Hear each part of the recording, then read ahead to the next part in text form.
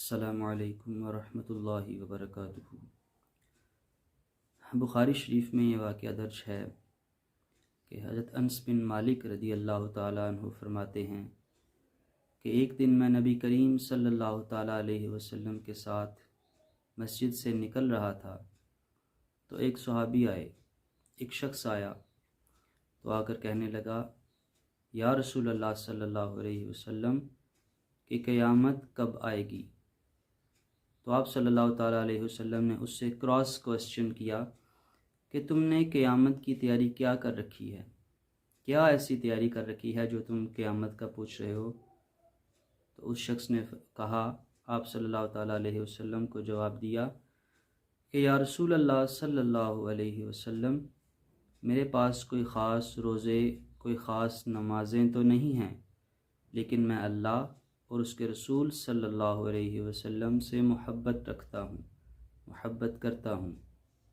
تو آپ صلی اللہ تعالیٰ علیہ وسلم نے ارشاد فرمایا کہ بس تم جس کے ساتھ محبت رکھتے ہو، جس کے ساتھ محبت کرتے ہو، تم کل قیامت والے دن اسی کے ساتھ ہوگے، یعنی اللہ کے ساتھ ہوگے اور رسول صلی اللہ تعالیٰ علیہ وسلم کے ساتھ ہوگے۔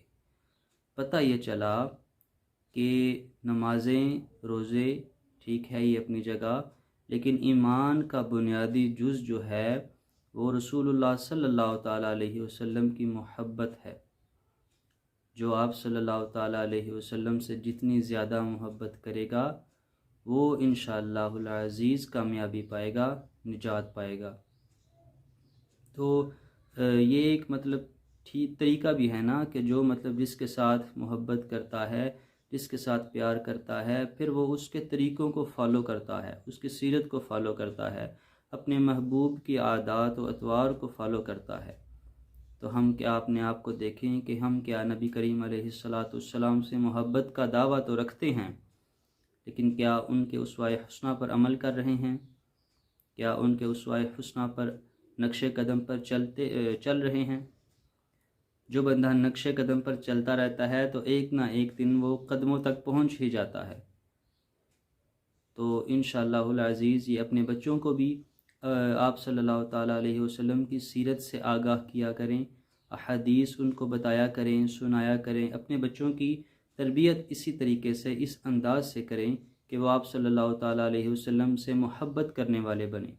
دیکھیں اگر گھر میں موسیقی کی آواز ہوگی تو بچے آپ کے گانے ہی گائیں گے، لیکن اگر گھر میں قرآن کی آواز ہوگی، احادیث نبوی کی آواز ہوگی تو آپ کے بچے، آپ کی جو نسل ہے وہ نیک ہوگی، آپ صلی اللہ تعالیٰ علیہ وسلم سے محبت کرنے والی ہوگی۔ تو اپنے بچوں کو آپ صلی اللہ تعالیٰ علیہ وسلم سے محبت کرنا سکھائیں، آپ کے اسوہ حسنہ پر، چھوٹی چھوٹی سنتوں پر عمل کرنا سکھائیں۔ اللہ تعالیٰ ہم سب کو عمل کرنے کی اور آپ صلی اللہ تعالیٰ علیہ وسلم سے سچی محبت کرنے کی توفیق عطا فرمائے۔ السلام علیکم ورحمۃ اللہ۔